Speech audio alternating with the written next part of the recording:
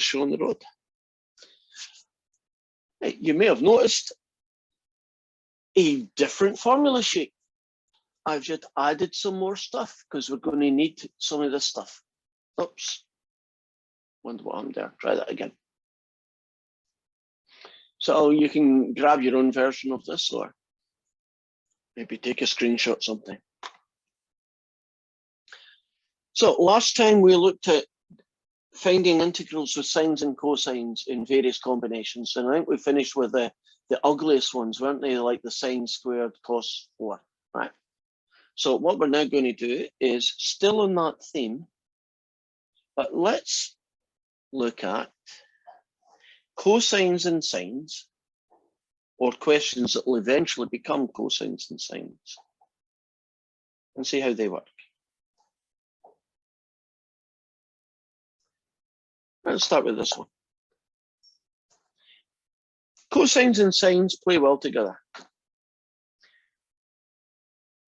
Whenever you see combinations of sines and cosines, it's going to be a U-sub.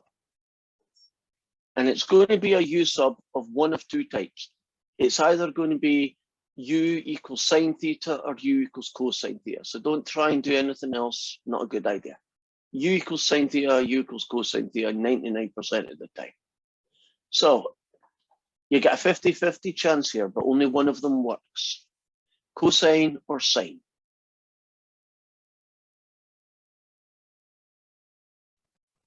Cosine. I agree. Do you want to explain why you picked that? Because it's in the square root or inside the square root. Yeah, and don't we have a rule about ugly guy inside square root is a good candidate? Some of these questions, you're going to do the wrong one, and it's not for the wrong reasons, right? You picked it for the right reason, but it was one of those exceptions to the rules.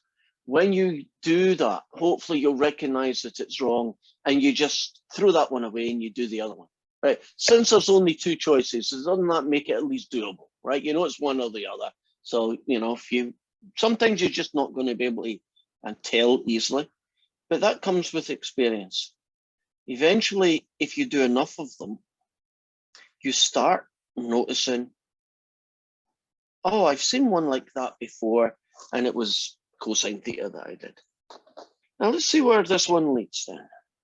It's going to be square root of u, nothing wrong with that, sine cube theta, -1 over sine theta, du. And superficially, it looks like we're in trouble, but we're not in trouble.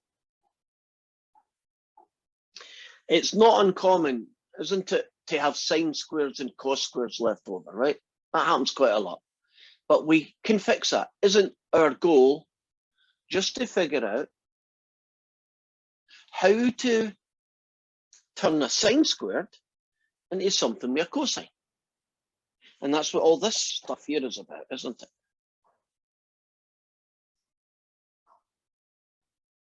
Okay, what would I rewrite sine squared theta as?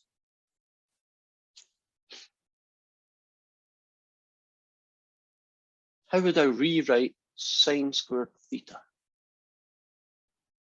1 minus cosine squared theta. And that makes this guy 1 minus u squared. And some people go from here to here because of that used to doing it. Getting there. Haven't we at least got everything in use, which is good? That's what we want. Algebraically, what should I do next?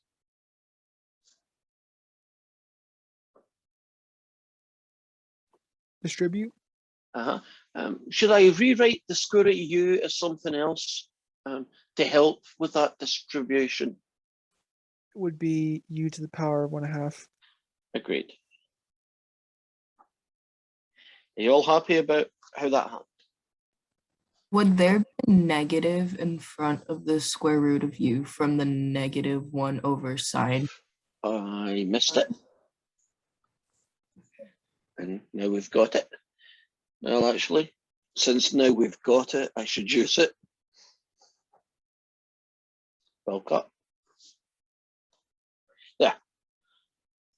I'm going to stop at this point. Would you agree this is just an ugly power rule? Right? Add 1 to the power, divide by the new power. And then remember to turn all the u's into cosines when you're finished. Now, I'm looking at the answer, at least a version of their answer, and it looks something like this.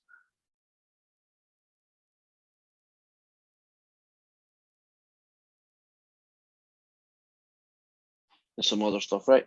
I'm not quite sure how WebAssign does 7/2. Do you do cosine superscript 7/2 and then come down and do a bracket? Has anybody ever had to do that? And are you comfortable with that happening? Right, I got nods. So okay, you know how to make that happen. Me personally, I would return that back into its original form,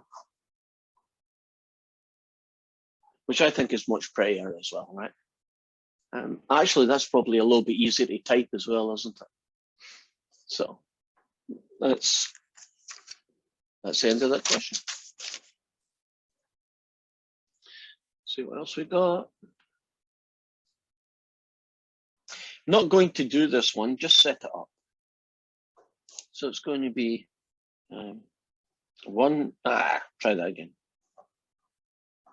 1 plus the cube root of sine t cosine cubed t dt. What u sub would I use in this question?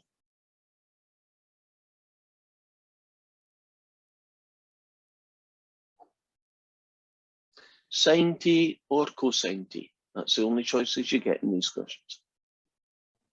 Sine t. Will we do it for the same reason, the ugly guy inside square root? Ugly guy inside cube root. And can you trust me?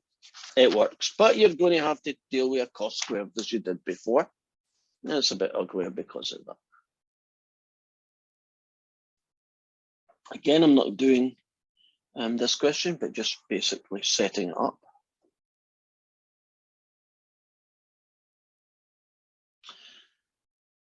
Oh, I changed my mind. I thought it said cosine. It didn't. So I will do more than I was intending to. This is the first question so far that didn't have sines and cosines in it. It has sines and secants in it.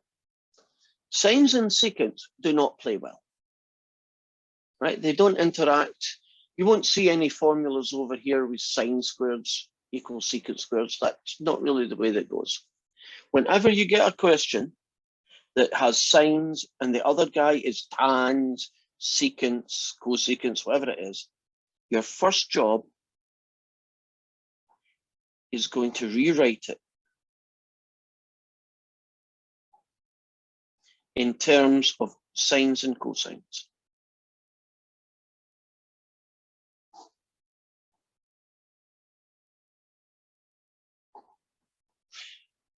Because once it's written in terms of sines and cosines, you should be able to do a u sub. And in case you're wondering what happened here, here's one of our new guys. Isn't a secant a 1 over a cosine? So won't a secant 5 be 1 over a cosine to the 5th power? And then I just made it look pretty. What u sub? Remember, you can only pick sines and cosines. What u sub should you use in this question?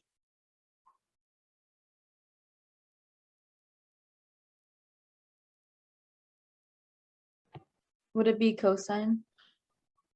Correct. Do you want to, well, yes, cosine of 3x, agree. You want to tell me why you picked that? Because it's the right answer. I picked it because it was the denominator. Good reason, right? Now, I'll do a little bit more of this before I leave it, but just a little bit more. When you differentiate a cosine, don't you get a negative sign?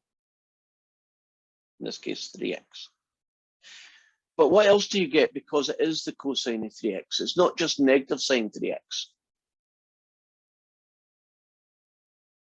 You also get 1/3. Do you get 1/3 or 3?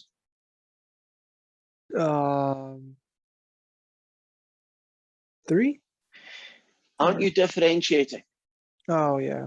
Right. I talk about, I've got my differentiation hat on. That's just me saying, look, I'm thinking derivatives right now, right? Later on, I'm going to think integrals, right? But you have to have one before you can do the other. So watch out for that. It's an easy mistake. I've done it many a time. And at that point, I'm leaving it. I believe it turns into some, well, yeah. No, you can fix it. It's going to turn into something like -3 over u to the 4. Right? And so you're going to have to call it u to the -4 and do a power rule. This is next one in the list. Version of 13. It's going to be a cotangent of x times a cos squared of x dx.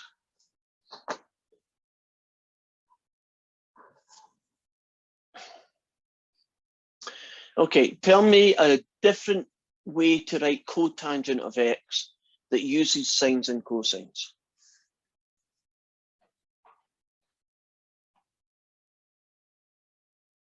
A different version of cotangent of x that uses sines and cosines.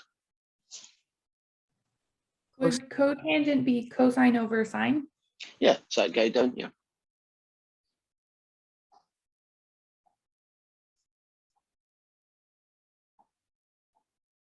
And making it look a little bit prettier. Would you agree we're now in U sub world? Sine or cosine? Where are you going? That's your choices. Sine x on its own, cosine x on its own.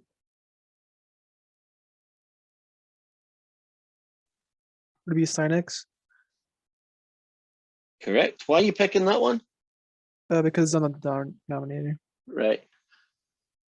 Can you trust me? That one works out pretty good. I think you're left with a cos squared, but that turns into 1 minus sine squared, so you can integrate it.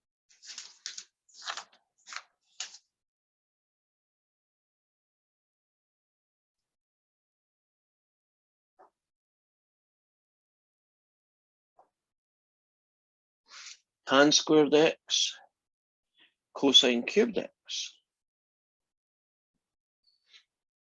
Okay, what am I going to do next?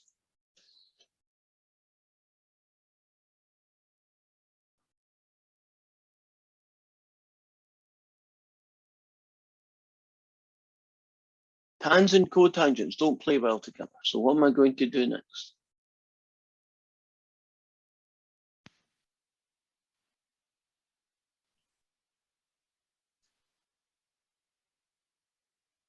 Would you switch the tan squared to a sine squared over cosine squared? I would. Haven't we kind of said that in these questions, you really want to get sines and cosines, right? So if it ain't a sine or a cosine, don't you want to go over here and see what you could change it into? So tan is sine over cosine. So tan squared is sine squared over cos squared. A little bit cancelling, which is nice. And now we're looking at that guy, which means pick a U sub. Who would be picking? Sine or cosine?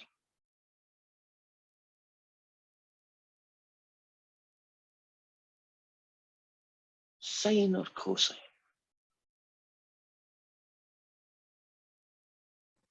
Sine.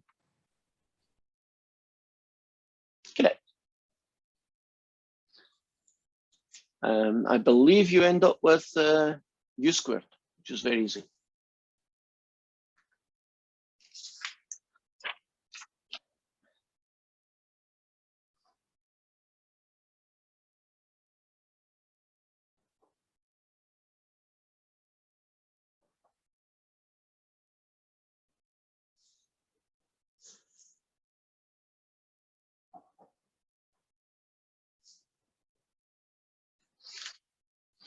Three sine squared x, sine 2x. I know sine 2x is a sine, but it's not the right kind of sine. It's a sine of 2x. We don't like 2x's unless everybody's 2x's, then I'm okay with it, right? There's a trig identity, which isn't in my list, because if I tried to write everything that was possible, this list would turn into 3 or 4 pages. So some we just have to leave because they're not that common. Sine of 2x. What can it be rewritten as? 2 sine x cosine x. You'll remember that one, the double formula? It's one of the more common ones. Right, if I tidy it up a little bit. Are we beginning to get a theme for today's questions? And the theme is turn everybody into sines and cosines by using something from here, right? And when you're finished, shouldn't you have a guy that has nothing but sines and cosines? And then it's a matter of picking the right u-sub. Who's the u-sub this time?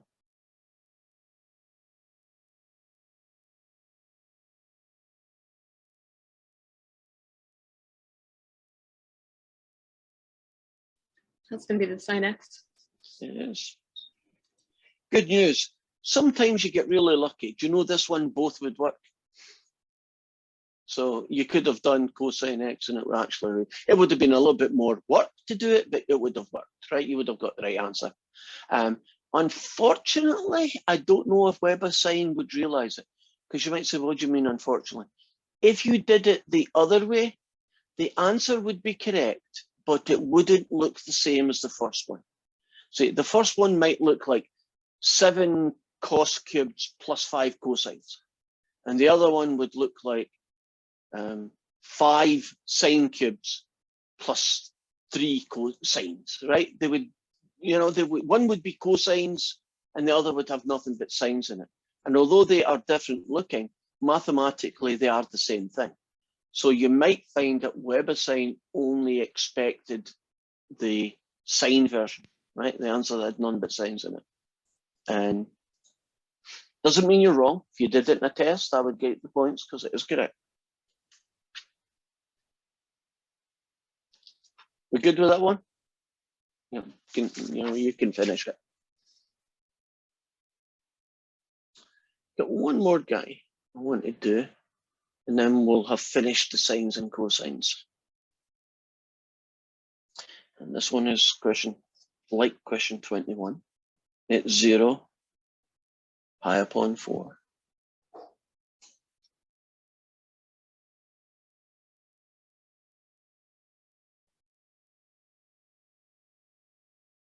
And this one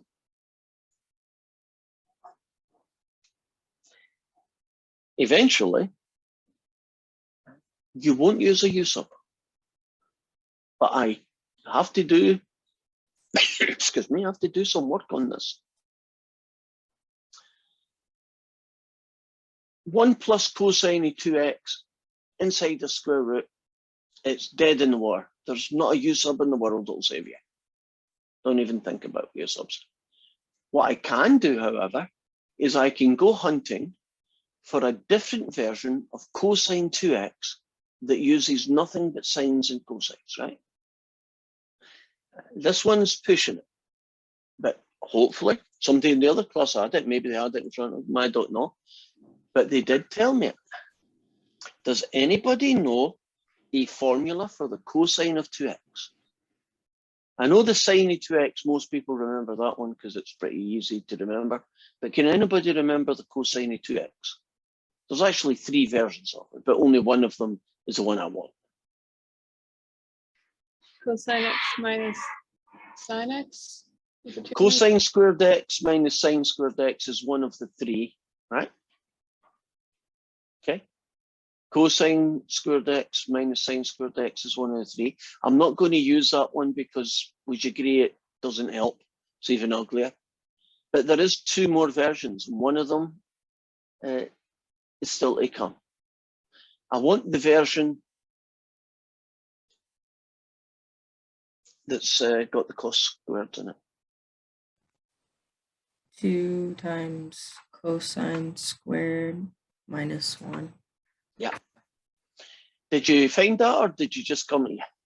I found it on my formula sheet. Right, so that's what you have. You have formula sheets because, you know, it's great if you can memorize them. Hopefully you will one day, but, you know, you look up your formula sheet and you say, I need a guy. Oh, this one's a good, I'll use him. Now, what's going to happen now is that the ones cancel each other out. And I hope that you realize that this can be split like that. And I'm assuming that we're doing the positive cosine, and I can get away with that because 0 to pi upon 4, the cosine is positive. Would you agree that that's ugly and that's pretty easy? So can I dot that and let you finish it? So where are we off to next? We are going to look at questions involving secants and tangents. Sines and cosines play well together. Secants and tans play well together. And the reason they play well together, God, that's a mess, isn't it? Sorry about that. Is because of these identities. Do you see you can turn a secant squared into some way tan squared and a tan squared into some way secant squared, right? That's helpful. And because of that, we can do a fair number of integrals involving tans and secants. And there is a lot of them, but not quite as many as the sine cosine. So I'm going to start at 18.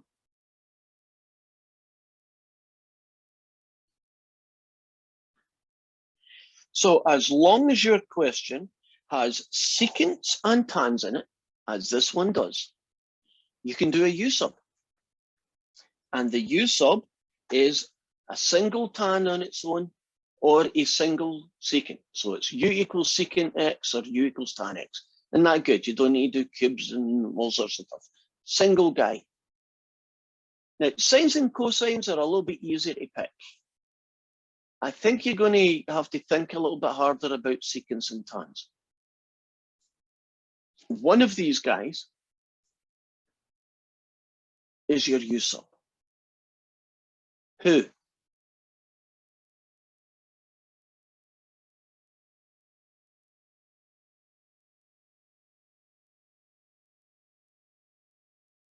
Would you use the secant? Because then when you do the derivative, it'll be the secant times the tangent, and it'll get rid of the tan that we need to get rid of.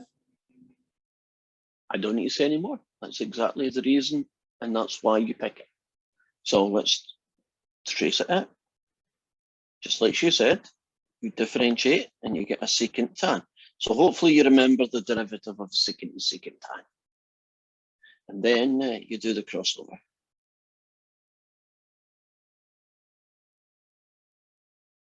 And then you divide everybody by secant tan.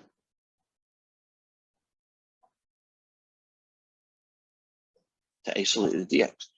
Here's something I suggest that you do that you don't do in the sines and cosines. Do you know in the sines and cosines, you immediately replace this guy with U cubed? Don't do it with secants and tans. Let's see why. Don't do it right away, at least. You will do it eventually. Just write it down, completely untouched. And then, secant x, tan x. Do you? Now you can cancel out the tans in one of the secants.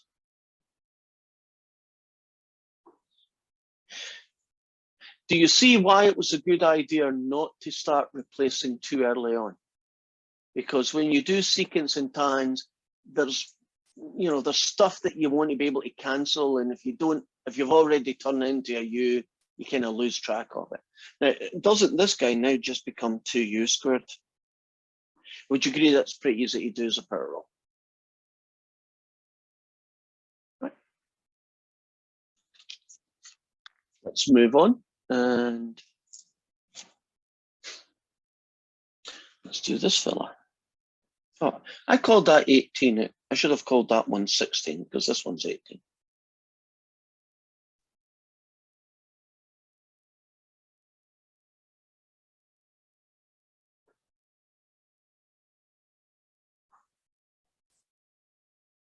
Now this guy doesn't have any secants in it. So we're going to have to tackle this a little bit differently. Anything algebraic that you notice about these two terms? Anything algebra-wise?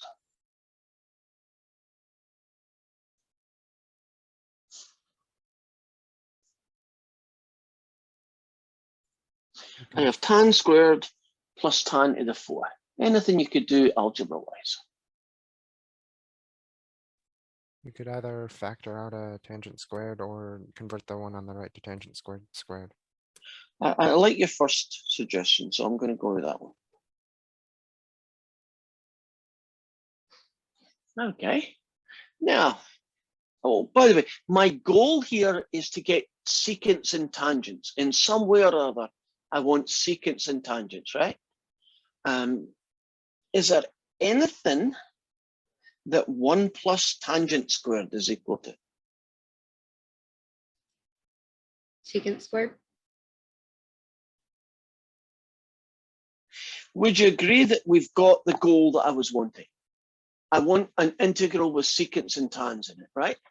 Because if I can get an integral with secants and tans in it, shouldn't I be able to do a u sub? And now it's a case of which one is the correct u sub.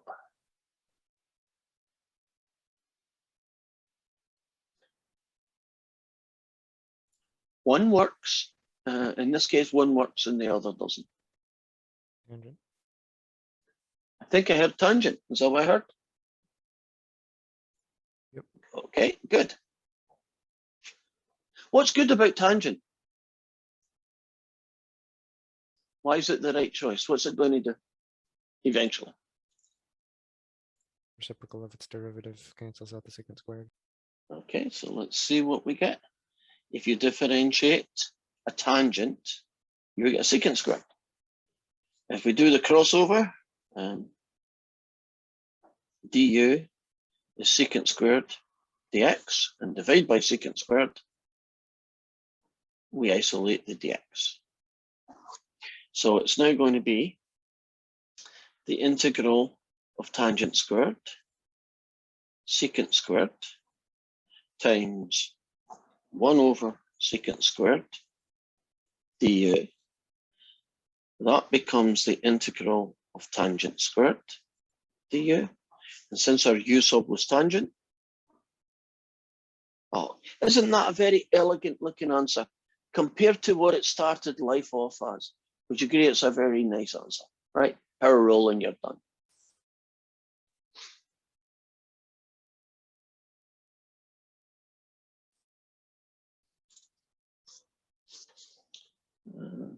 About question 19.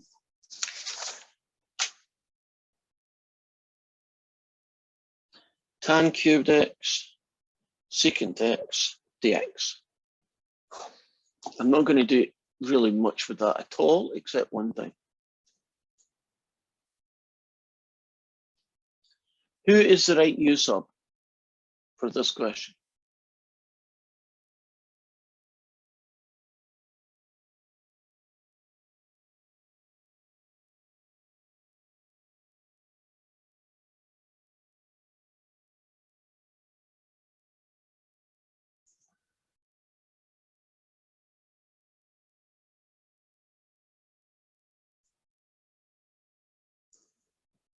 Well, that's got you guessing. There's only 2 choices, so which one are you picking? Is it secant? Yes. Okay. If you differentiate secant with respect to x, you get secant x tan x. So du is secant x tan x dx. I think I'll do this a bit more because it looked like you weren't comfortable with the choice. And I want to show you why it's a good choice. Okay, so we're going to have the integral of tan cubed x secant x times 1 over a secant tan du. And one of the secants and one of the tans disappear, and we get tan squared x du. Now that is not as big a problem as it should be. I know that we need to get u involved, so don't have to figure out how to write tan squared using secants. But isn't that what this is for? So that tan squared becomes secant squared x take away 1, which then becomes u squared minus 1. Do you see it works really nice? Now, what would happen if I picked the tan? Well, if I made the u sub a tan, I would get secant squared. And what would be the problem with that? At the end of the day, there'd be a little orphan secant on its own. And single secants or single tans are bad news because you can't get rid of them, not in a sensible way. So you don't want to have that. Now, secant squared left over or tan squared left over is totally okay, right? That'll, you know, you can figure that out. That will work.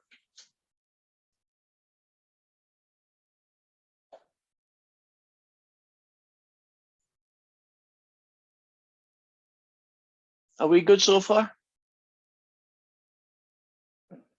Not as many of these as the sine cosines, but I mean, they're less common, I guess. So we are finished. Secants and tans. So we've done sines and cosines, and now we've done secants and tans. So let's move to special cases.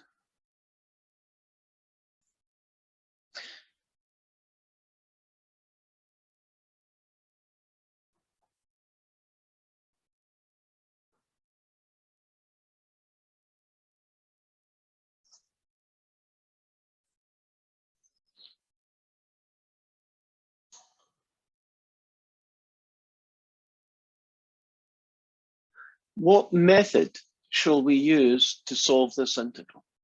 And method would be u subs, integration by parts, power rule, that kind of thing. What method? Don't need the details yet, but just the method.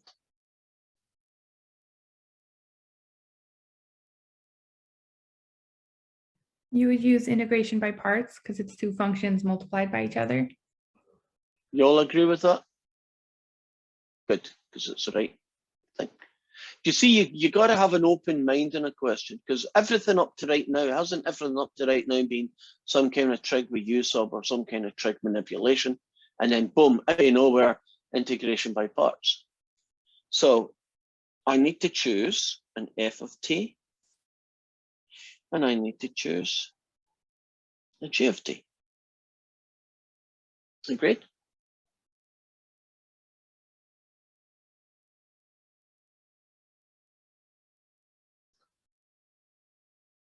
Who are you picking for f of t?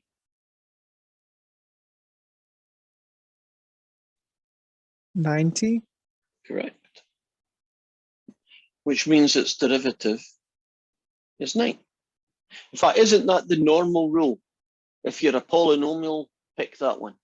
Now, it does mean, however, that we've given ourselves a problem. Don't we have to integrate sine squared t? Now, maybe last week that would have been an issue, but not this week.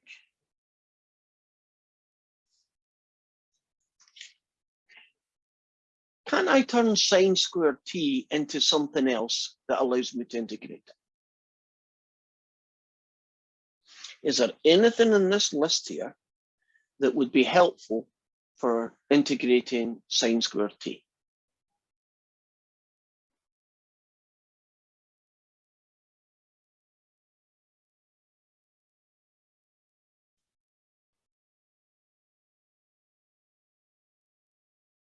The one in the top right, the 1/2 1 minus cosine of 2x. Because you don't want another one that's just going to give you a square. That's not going to help. That is exactly correct. I'll multiply through by the half this time. And integrating the half gets you half t. If you integrate a cosine of 2t, you get a positive sine of 2t times a half. Are we all happy about the negative a quarter sine of 2t bit? So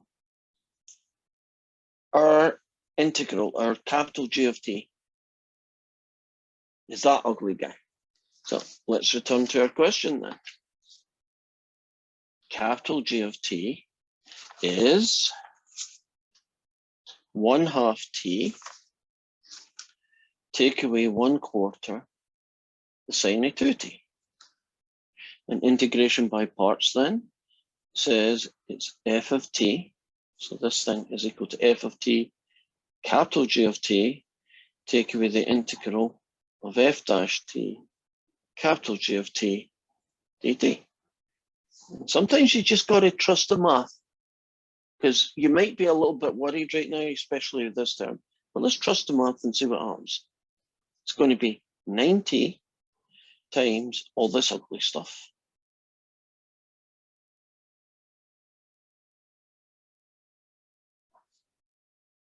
Take away f dashed of t times this ugly stuff.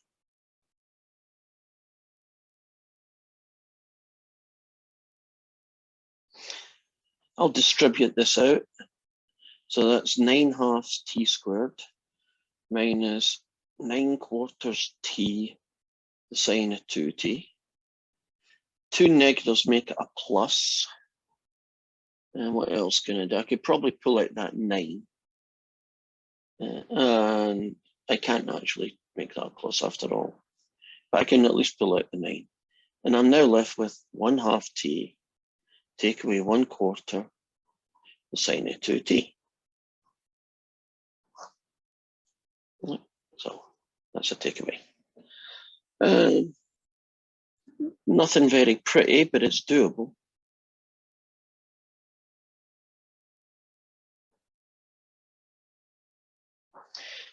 Power rule, 1/4 t squared. If you integrate negative 1/4 sine of 2t, and the integral of sine 2t is negative the cosine of 2t times a half, so that becomes plus 1/8 the cosine of 2t. And what do I have? I have this fella, this guy, negative 9/4 t squared, negative 9/8 the cosine of 2t plus a c, and then I notice that these two guys can be combined.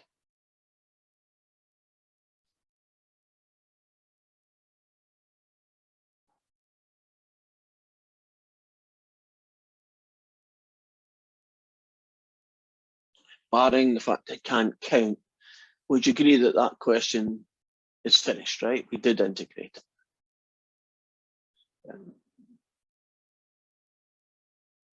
There is nothing pretty about that, nothing elegant, but it works.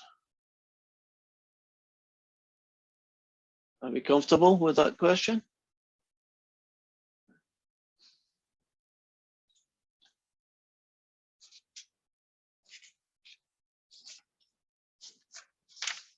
So, well, we've got a few minutes. Let's use them. A couple more questions to go. We'll actually, do more details tomorrow. But let's show you what the last few questions that we haven't kind of covered yet, the special cases are. And I've just hit the wrong button. Let's try that again. Actually, I did. Are you looking at 7.2 trig integrals? Okay, so I did hit the right button. I thought I did the wrong one. Let's make it a little bit bigger. There. Okay, that's all the yesterday's stuff for the most part. Yeah. Do you know in this case, instead of cosine t or sine t, your u sub will be the cosine of a third t or the sine of a third t. I don't think that's a big deal, so not worried about missing that. Scroll to the end, we're doing all those guys. Right. Find the average value of a function.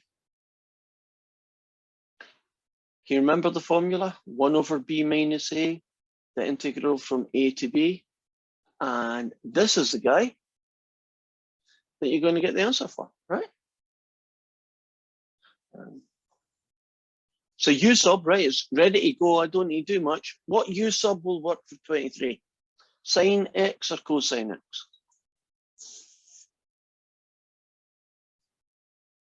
Only one of them works, sine x or cosine x. Sine. Correct. You're going to be left with a cos squared, but that'll turn into 1 minus sine squared. And 24, I really like. You might not, but I really like it. They're giving you one question and 4 different ways to do it. Pretty impressive. We now have 4 strategies. Now, the first one is a u sub with cosine x's. And when you do it, one of these answers will appear. You could do it with a sine x. Aren't there some questions where both versions work? So that's okay. That's the second method. The third one is you're going to use this identity. So let me go back to that question up here. 17, and don't forget the 17 because it's there. Won't this guy turn into a half of the sine of 2x? And that will generate one of these answers. And D is the fun one. Integration by parts.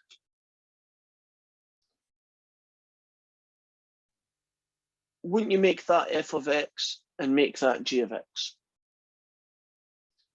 And yep, you are going to end up integrating a cos squared or a sine squared. I can't remember which. Now, to integrate a sine squared or a cos squared, won't you turn them into a version of a half 1 plus cosine 2x or a half 1 minus cosine 2x, and 10 minutes later get the answer? A really cool question, that, because of all the weird stuff that it does. And 25, how do you find the volume of this guy rotated about the x-axis? Yeah, you forgot, and I can tell. What is the formula for rotating a curve about the x-axis? So this is a no-frills formula. It was in the section called volumes, not in the one called volume shell method, but just the one called volumes. Okay. Is it 2 pi x f of x? That's the other one. So not that one, but the one that came before it. Pi Pi r squared. Which becomes pi f of x squared, right? So aren't you basically just going to be integrating pi of sine squared?